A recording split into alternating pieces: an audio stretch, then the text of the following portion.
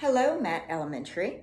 My name is Amber Cavalier Spieler, and I have written a series of books called the Blackwatch Stables series.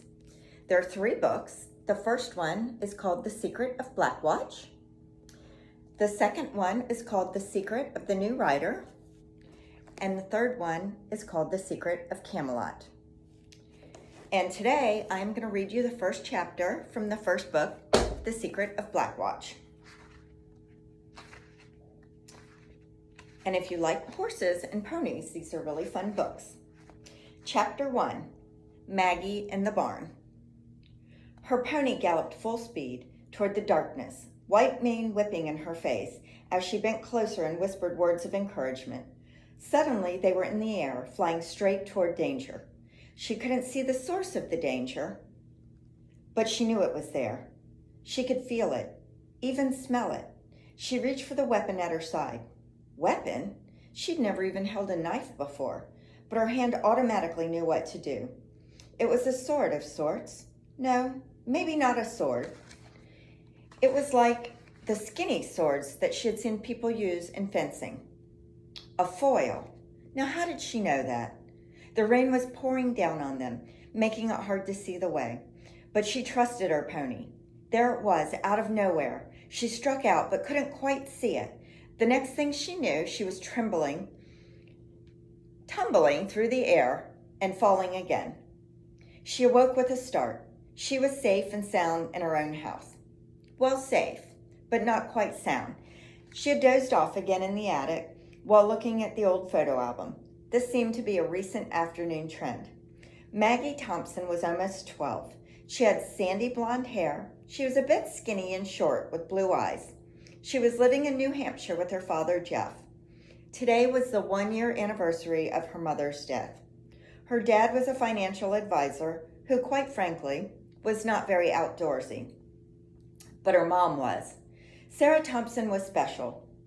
She was not too tall and not too short. She was slim, but always radiant and healthy. Sarah never sat still and could almost always be found outside. It was hard for Maggie to imagine her mom still, not dancing through the fields, humming silly tunes that no one else knew, or simply walking through the woods, chatting with the birds that always seemed to appear when she was around. Maggie tossed the old photo album into the pile with the rest. It was no use staring at them anymore. Her mom was not coming back. No more stories of beautiful silver ponies, of girls and horses spending hours together, giggling and galloping through the young weekends. No more promises of ponies to come. Maggie wiped the dust from her hands onto her jeans and slowly made her way down the attic stairs. Her dad was in the big old-fashioned kitchen, a fire burning in the fireplace, and the smell of omelets filled the room. Omelets. That was her dad's specialty. In fact, it was one of the only things her dad could actually make on a stove. "Maggie, do you want bacon?" he asked. "Oh, and go wash your hands. They're filthy." "Have you been sulking in the attic again?"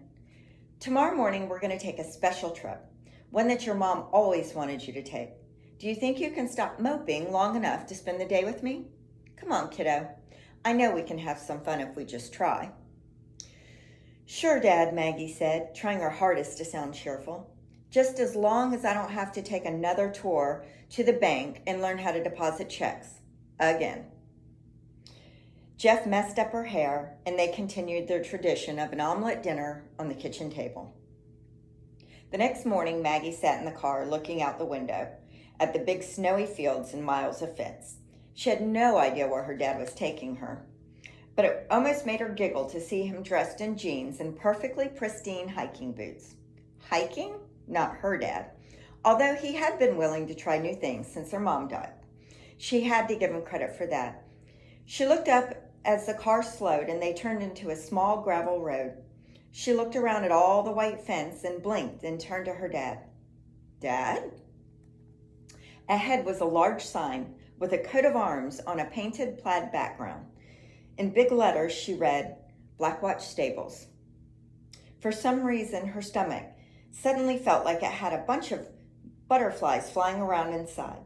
As they crested the hill, she saw a huge dark green barn. It was perfect, A castle could not have surprised her more or made her happier.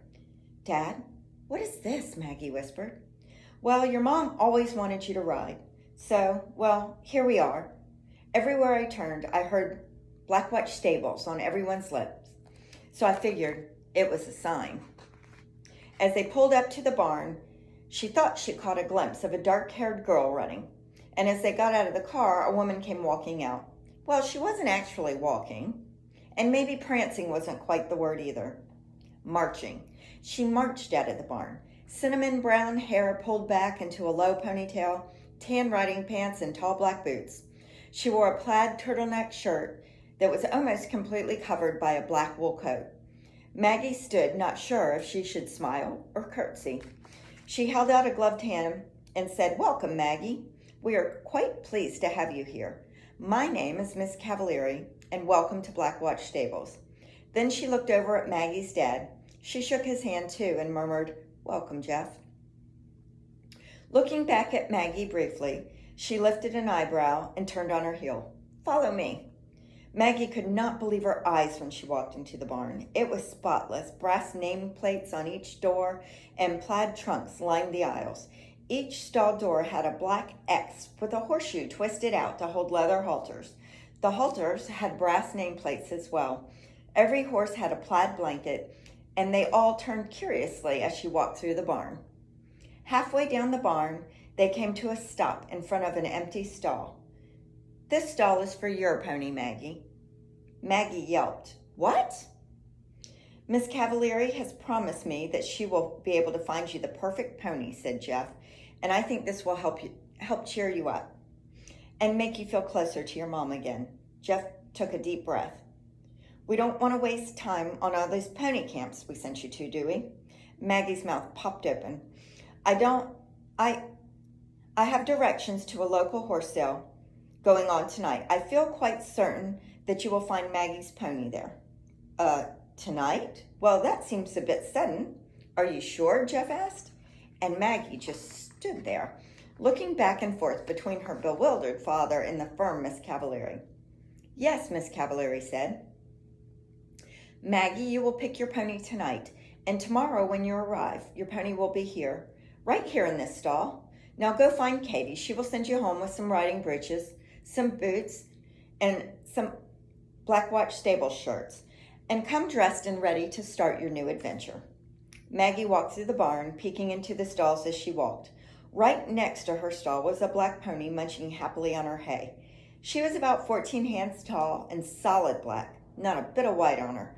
She had a long, thick mane and tail. "I'll never have a pony this cute," Maggie thought as she admired the pony. "Hi!" Maggie jumped. She hadn't heard anyone walk up behind her. A girl with long, dark brown hair braided into 2 neat braids was standing there smiling at her. "I didn't mean to startle you. I see you've met Lily. Isn't she darling?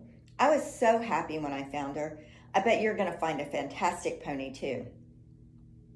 "Oh, I'm sorry. My name is Katie." The girl stuck her hand out and Maggie reached and shook it. "Hi, Katie. I think I'm supposed to find you and get some stuff from you," said Maggie. "Yep, I have it all ready. Miss Cavalieri is very specific. Tan riding breeches, clean, tall boots, and a Blackwatch shirt and jacket. Oh, always remember to braid your hair. She hates sloppiness, and hair hanging out of your helmet is sloppy. Wait until you see how often we clean our tack, not to mention our ponies." Katie smiled and put her arm around Maggie's shoulders. "Don't look so worried. It's hard work, but it's totally worth it." Katie then gave Maggie a big hug. "Welcome home." She turned and skipped away, dark braids bouncing down her back. And that's the first chapter. So I am going to donate these 3 books to your school library where you can read them anytime you want. And if you're interested in buying them on your own, you can find them at my website, which is blackwatchstablesseries.com. Thank you so much for listening, and I hope that you enjoy the adventures. Bye.